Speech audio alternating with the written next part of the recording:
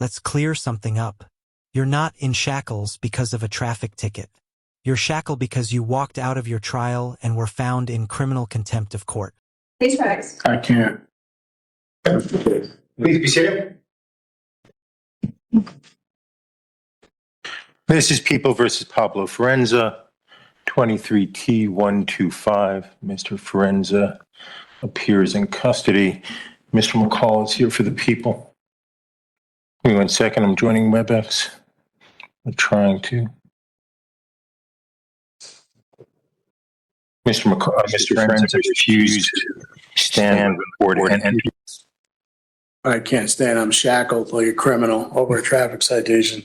That's one way to make sure he doesn't leave the courtroom. Strap his hands to his waist. I also wonder if he's still going to claim the court has no jurisdiction now that he's sitting there in handcuffs. No, you're not here on a traffic citation. You're here on contempt. Are we having a contempt hearing, Your Honor? Well, I'm going to give you that opportunity. I'm going to advise you if you'd like it. Let me start by reading the relevant portions of the contempt rule, Mr. Forenza. This is Rule 407. This is of the rules of civil procedure, but that same rule applies to criminal actions such as this one. I'll read the relevant sections.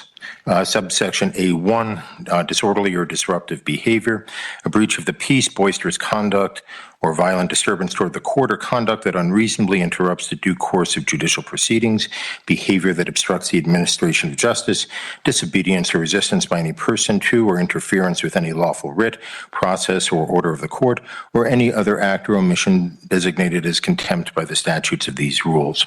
This will be direct contempt, and I will cover that in a second, but the rule is contempt that direct contempt is contempt that the court has seen or heard and is so extreme that no warning is necessary, or that has been repeated despite the court's warning to desist. Subsection 4 defines punitive sanctions for contempt, which includes punishment by an unconditional fine, fixed sentence of imprisonment, or both, for a conduct that is found to be offensive to the authority and dignity of the court. Most notably is subsection B, as in boy, which says addresses direct contempt proceedings. When a direct contempt is committed, it may be punished summarily. In such case, an order shall be made on the record in writing reciting the facts constituting that contempt, including a description of the person's conduct, a finding that the conduct was so extreme as that no warning was necessary, or the person's conduct was repeated after the court's warning to desist, and a finding that the conduct is offensive to the authority and dignity of the court. Prior to the imposition of sanctions, the person shall have the right to make a statement of mitigation. Mr. Forenza, I'm going to offer you that opportunity in a little bit. I make a specific finding that all conduct that I'm referencing occurred in my presence and therefore is direct contempt. Very specifically, let me make some reference. Mr. Forenza has been disrespectful to the court, to opposing counsel, and even to my clerks throughout the proceeding. He has filed spurious documents. He's made nonsensical arguments. He's been argumentative with the court. But I was willing to let all of that go so we could try the matter. On the day of trial, which I believe was November 24th, Mr. Forenza appeared on time, but stayed in the gallery along with who I believe is his wife. I repeatedly, at least 3 times, but perhaps 4 or 5, told him to approach the court, to cross the bar and sit at table so we could address the trial. Mr. Forenza failed to do so in my direct presence. He told me I had no jurisdiction, left the courtroom, and then amazingly was able to leave the building as well. I can explain that. Indigent means you either blew all your money on nonsense and can't afford a lawyer, or you're locked up on a contempt charge and are considered indigent by default. In any event, he has not returned since November 24th, other than a few pleadings that I'm guessing were filed that day or the day before. I've had no interaction with this case since November 24th. I make a finding that Mr. Forenza was under an order to perform, that is to come to the table. He refused to perform in accordance with that order, and even though he had the ability to perform, obviously he was mobile, he was able to make it into the courtroom and then, of course, make it out. He was repeatedly warned, and I note that. I gave him multiple opportunities to approach, and he disregarded all of them. I make a specific finding that I find Mr. Forenza's conduct to be offensive to the authority and dignity of the court. I make a specific finding that he engaged in misbehavior that rises to the level of obstruction of justice. The behavior happened in my presence. The conduct was intentional and willful, and these actions seriously affronted and disrupted the administration of justice. In that regard, I will note that I went and met with the 30 or so jurors who had appeared for the trial that Mr. Forenza simply blew off. I had to explain why that happened, and I had to waste all of their time. I also wasted the time of the witnesses. Mr. Forenza, I didn't waste anybody. Mr. Forenza also wasted the time not only of the jurors, but of the witnesses, counsel, the court, and everyone else. The court finds him in direct contempt. I made a similar record on the morning of trial, but Mr. Forenza had bolted from the courtroom, and therefore I find he was not advised at that time, so at least not in any significant way, and I hereby advise him. I am considering a jail term for the contempt unrelated to the underlying charges, Mr. Forenza. I'm going to offer you some opportunities of how you want to proceed. First, if you wish, you can make the statement of mitigation right now, if you wish to. If you do not wish to, if you wish to consult with counsel, I will give you time to hire your own counsel, but you will remain in custody during the interim. I would even be open to the appointment of counsel if you believe you are indigent. In fact, I would appoint counsel if you were indigent. How would you like to proceed? And if you'd like a few moments to think about that, I'm fine with that. Is that the only option is how I like to proceed, or can I make a statement? Right. So I'm offering you option one and options 2 and 2A. 2A and 2B. Option 1 is you can make your statement of mitigation right now, right? And without counsel, the only person in the room other than court staff and the deputy is Mr. McCall. We are live streaming. You can make that. If you prefer, you can contact an attorney, and I will set this over for a time where you can make the argument through an attorney.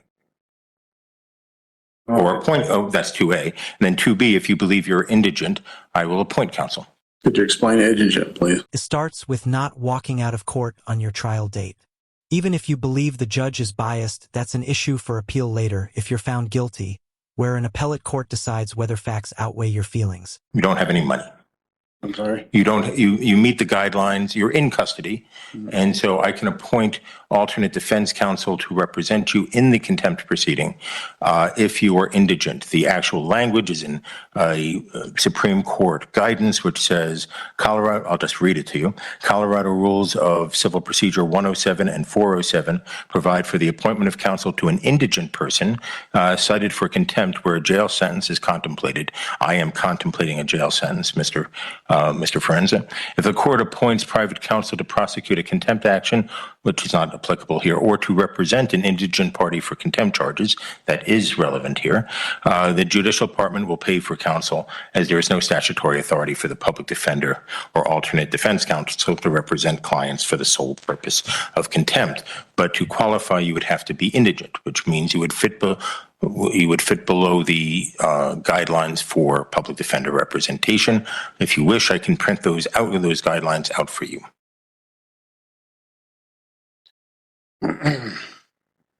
Don't want to be represented. I'm sorry, I couldn't hear. I don't want to be represented. Okay, and you understand that, and I will allow you to make the statement of mitigation right now, but you understand you do have a right to counsel. The only way to look at it is I never got a fair trial walking into this. He failed to prove jurisdiction, sworn affidavit. The courts failed, personal, subject, territorial. I moved it to federal. I even had documents which I sent. It was ignored. Everything gets ignored. I'm just, you know what? I guess I'll just let you beat me up, throw me in jail, get it over with, because you can't keep me the rest of my life. And then, I'll deal with the consequences and things later. I mean, that's where I'm at. Okay. It's not right over a traffic citation where all I did is I came here in good faith to resolve the matter. And it was just, I could get nothing there's no nature and cause of there. There's no sworn affidavit for me to even move forward on, and this court can't move forward on. That's all I asked for. And it was like retaliatory. I just got beat up. That's all this is. It's a traffic citation. It's not a crime. Nobody was injured. If that's, if that's what you call justice and fair, I'm not here to sit here and pick at anybody, go after. That's not what it's about. When I posted bond for whatever it was, I came here and I didn't run. I came here to settle the matter. And that's all I wanted to do. And I just wanted a fair trial. That's it. But you get in my shoes, and how does it feel when you're just getting beat up and the judge you feel is being biased in the case? I mean, what do we do? Like I've said repeatedly, you skipped your court date. Whether you'll show up next time isn't being considered right now. What is being considered are your actions that wasted the court's time and resources, which is why this is a contempt hearing, not a bond hearing. What else, Mr. Forenza? Nothing else. Mr. McCall, I should have asked you this before I moved to. Is there anything that people want to say on this? Your Honor, the people spent a good amount of time preparing for this trial. We actually brought the officer from across the state, met with him on the weekend beforehand to prepare for the trial. Officer Carnes was kindly enough, like I said, to drive on his own accord and his own expense to be here. He said he would come back for a retrial. He would request to be flown back, just given the type of the weather that it would be probably when it would be done. The people are still open to a plea agreement in this case for the traffic citations. We understand Mr. Forenza's stance as a sovereign citizen of what law he feels applies, but Your Honor, we believe that the traffic laws of Colorado apply in this case. We are more than willing to negotiate a plea agreement to this day, but at this point, Your Honor, that's where the people are, Your Honor. We didn't anticipate any jail in this case. We didn't anticipate anything but to paying the penalties for speeding 25 to 39 over on the Riverside Parkway back in 2023, and the failure license. Your Honor, the speeding ticket, I would even reduce it to 20 to 24 over to keep it in as a traffic infraction. On the contempt. On the contempt, Your Honor. Your Honor, it's been an interesting case for me. I've never had a case that have gone this long with kind of like the lack of being able to move forward. I've never been personally federally attempted to be sued in any case based upon a fee schedule. It finds it interesting that Mr. Forenza believes that contract law applies in this case, but only one way, his contract law. The issue here, Your Honor, on contempt, the people expended a lot of time on this case for a very minor case. I do not like putting someone in jail in this situation. I just don't know if Mr. Forenza will ever show up to a trial again in this case, for this case, or any case. He's done, a day or so in jail. I'm not, anything else you want to say? No, Your Honor. The people are, that's all the people are going to say. Mr. Forenza, I meant to ask Mr. McCall to make that statement before your statement. I forgot. If you'd like to make a statement to address anything he said, I'm happy to hear more. Yes, I mean, I'm just objecting. I did, like I said, I came in good faith to settle the matter, and I tried. So it's not like I'm gonna skip town to that. That's not what it was, because if I did that, I would skip town. Oh, poor you. I have zero sympathy for a father who puts an online ideology above his family, to the point of missing his daughter's birthday just to play games with the court. This started as a basic traffic violation with no jail time involved. Sitting there in handcuffs awaiting a jail sentence is the result of your own selfish delusions. Put the court on notice, let them know it was in federal jurisdiction. That's what I did. And I stood my ground for that. I have rights, and it's not about my contract. That's not what it is. And him for saying it's contract, and that makes it a commercial matter. So I'm here to settle the matter. Set off and discharge. And as a secured party creditor, I have a right to do that. An attorney, in fact, representing the estate. So I would like to do that. Let's settle the matter. Let's just wash this. I'll give you an opportunity to resolve the matter, but we're talking about the contempt right now. I view the contempt as your direct an unequivocal disregard of the court's order. What would you like to say in mitigation of that? Your Honor, it's not. Like I said before, it has nothing to do with that. I wanted to settle the matter, and I feel like I'm running in circles, nowhere to turn, but who do I have to turn to? I'm trying to get this resolved, coming into court and hoping in good faith that you do the right thing, and it just didn't seem like it was going that way. I've never gotten any response to anything I've ever submitted, and that's what makes it hard. So how do you react to that? What do you do? Me, my situation, I'm scared. Okay, well, I have, torture cuffs and sitting here over a traffic citation. Missed my daughter's birthday yesterday. Once again, this is not a bail hearing. This is sentencing for direct contempt of court. So if you don't want to miss any future hair-braiding classes, stop acting like... Anything else, Mr. No. Okay. Court finds the underlying offense can be resolved. As Mr. McCall points out, these cases are frequently resolved on the first appearance for a fine and be done. I find that Mr. Forenza, I don't know about negotiations. That's not my area. But I find he has not litigated this in good faith. I find that he absolutely and unequivocally disregarded a repeated order of the court to come to the table on the morning of his trial. The remedy Mr. Forenza had would be to have the people try to prove their case beyond a reasonable doubt. He absolutely positively refused the court's order, despite repeated statements. It follows up a long history of disrespect from Mr. Forenza towards the court, and more specifically, the entire judicial system. I find there to be no good faith by Mr. Forenza. I am not addressing the underlying case. I do note that there's a new speedy trial date in that case. That new speedy trial date is July 8th, 2026. I thought about rescheduling the trial today, but I'm not going to do that. I'll do that at Mr. Forenza's next appearance.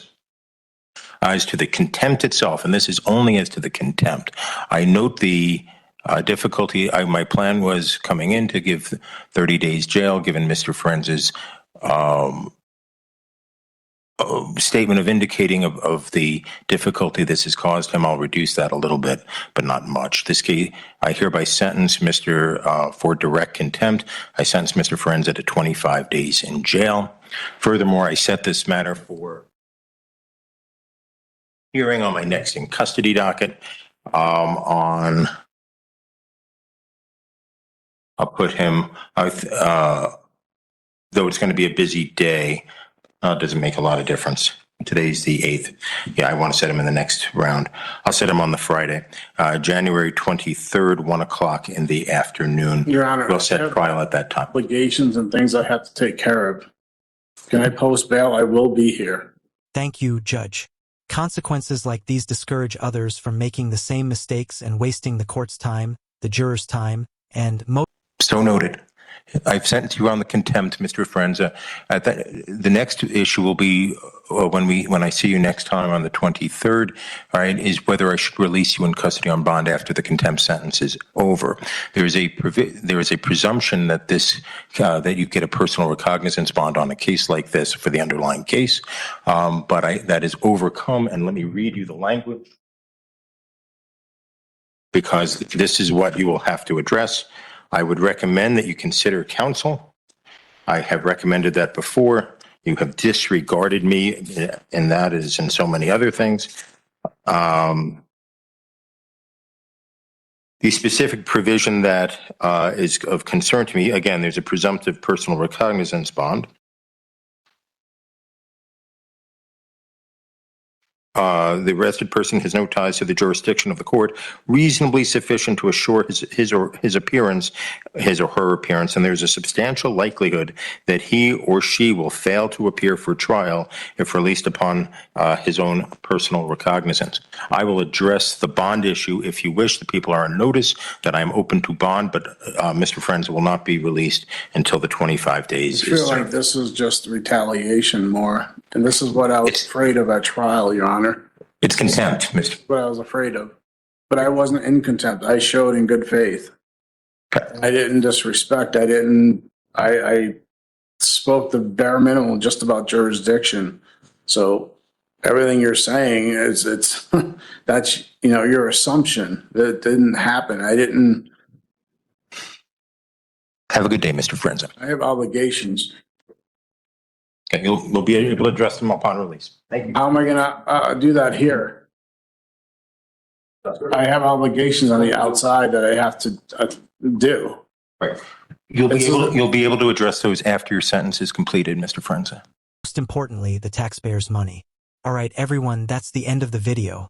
He has another court date in a few weeks, and we'll see then whether he learned his lesson or keeps following the internet's advice on how not to beat a traffic ticket. If you liked the video, hit like.